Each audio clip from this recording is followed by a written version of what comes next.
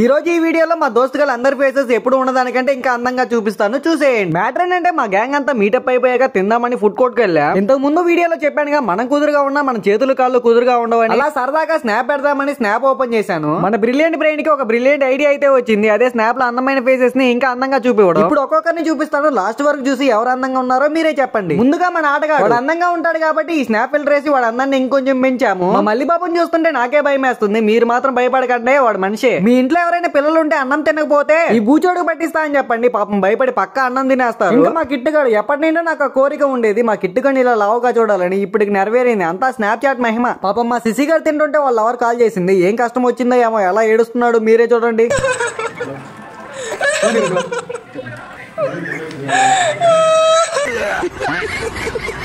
ఇన్ని రోజులు ఎలిక కంటే మా శివగాడే అందంగా ఉంటాడు అనుకున్నా, కానీ ఎలికే అందంగా ఉంది. మా ఎలికిచ్చిన స్మైల్ కి నేనైతే ఫుల్ నవ్వుకున్నాను. మీరు కూడా నవ్వుకున్నట్టయితే ఈ వీడియో మీ ఫ్రెండ్ షేర్ చేసి వాడిని కూడా నవ్వుకోమని చెప్పండి. మా నాగరాజ్ మామని చూడండి ఎలా ఉన్నాడో, అచ్చం పిల్లల్ని పట్టుకొని పోయే వాళ్ళ.